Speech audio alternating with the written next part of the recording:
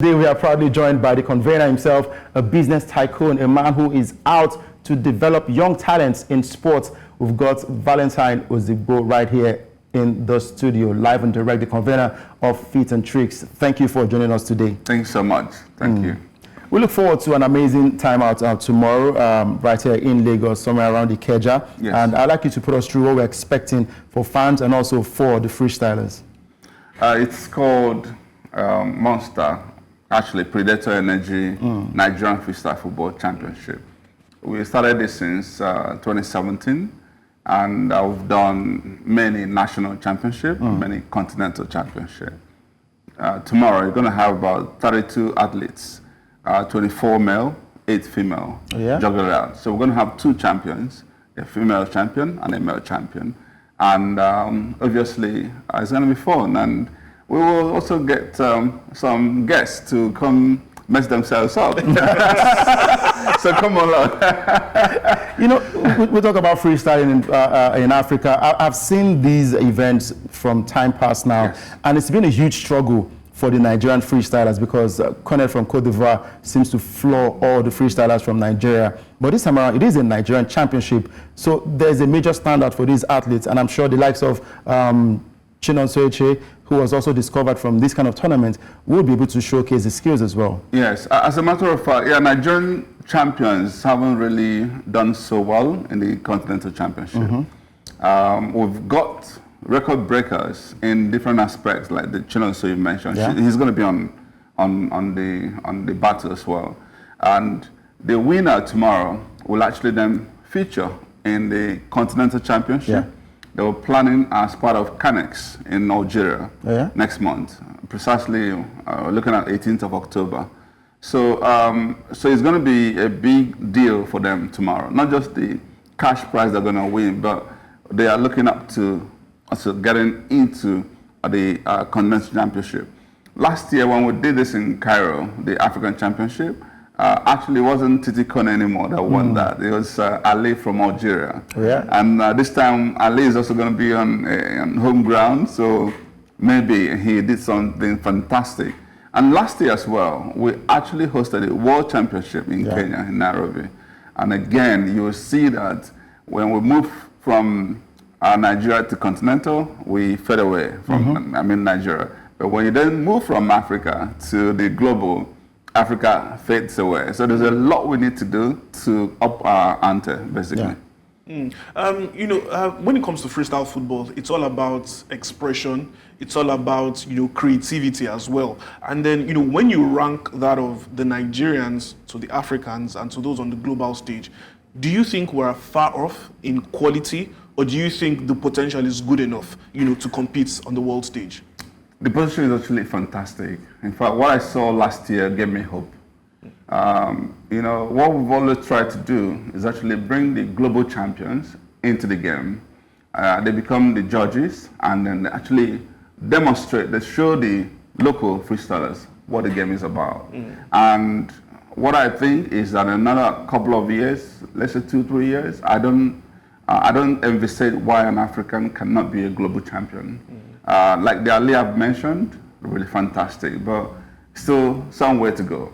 And so when we do this championship, we are, you know, basically challenging them to get better and better. And as long as you keep practicing, the sky's the limit. Yeah, I wanted to quickly ask, you know, this is football, right? True. Does he have any collaboration with the Football Federation? You know, what support are you getting? Or is this just a private initiative? Or is the Football Federation involved in this, since it is also football? You know, I would like to know. Yeah, as a matter of fact, this is a different kind of football governed by the World Freestyle Football Association. All right. Let's say equivalent of FIFA. Okay, so we have our lineup. But what we've always tried to do is bring the collaboration.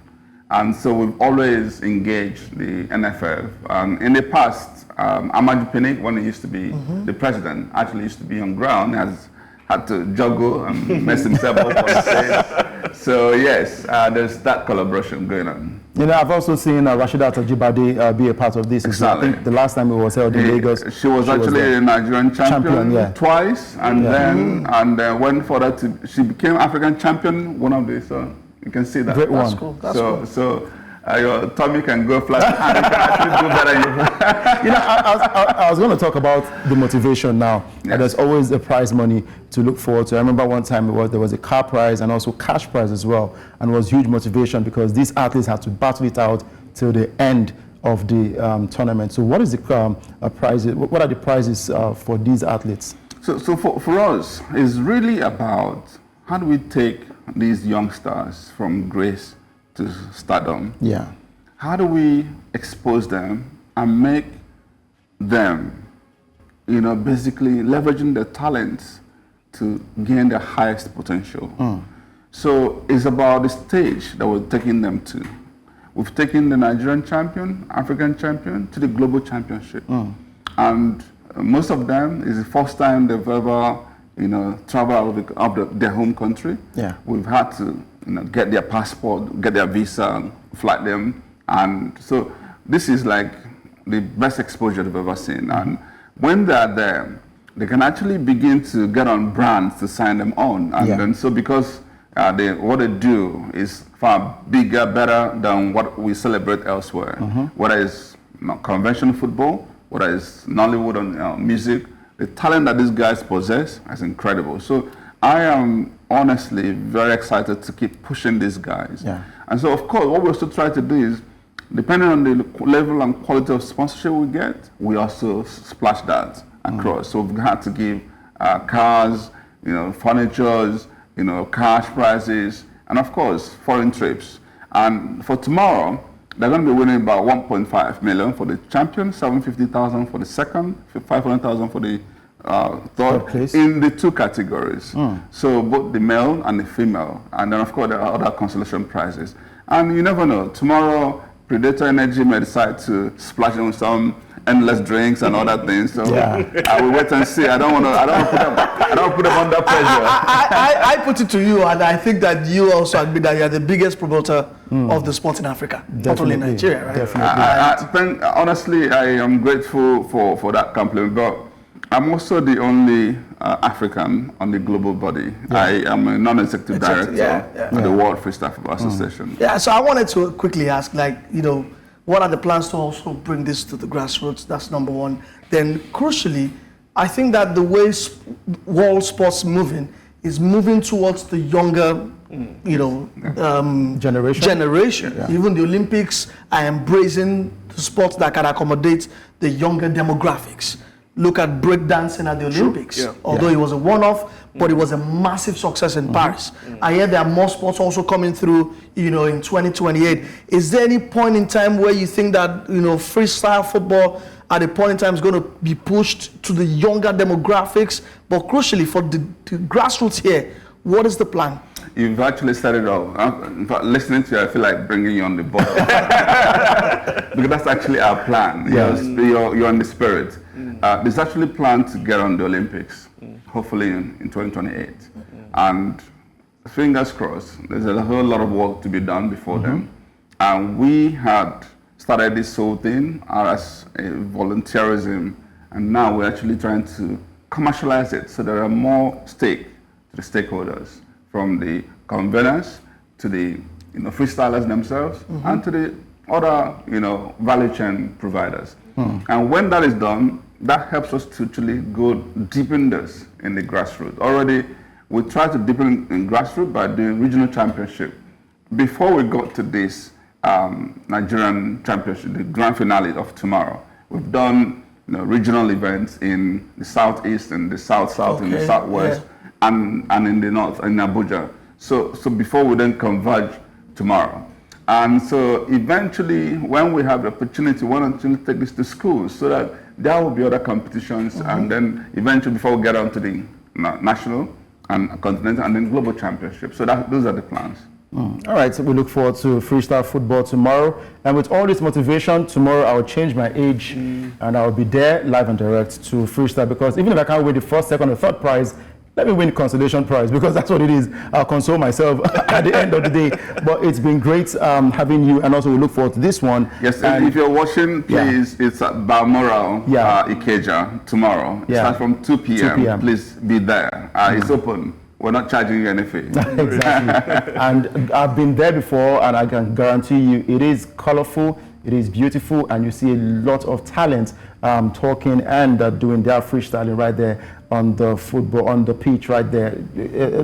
Express yourself and be very, very creative. Now, as we wrap up, let's quickly talk about the president of the Confederation of African Football, Patrice Motsepe. He has joined the growing army of critics of the expanded FIFA Club World Cup. It is generally believed by the stakeholders that the expanded 2025 Club World Cup has increased the burden on football players. A competition that lasted around 10 days and involved a maximum of 2 matches for the big teams will now span a month and require 7 matches for victory. Moreover, it has put the organization of CAF's major tournaments into disarray, as CAF had to rigorously search for a window to be able to hold its flagship competition, talking about the Africa Cup of Nations in 2025. As it is, the competition can only hold 13 months after the qualifiers would have merged. Similarly, FIFA's congested programs set the 2024 Women's Africa Cup of Nations off balance. We also know that players are talking about the fixture pile-up in the Champions League and also European championships as well. So these players are talking, and I just hope that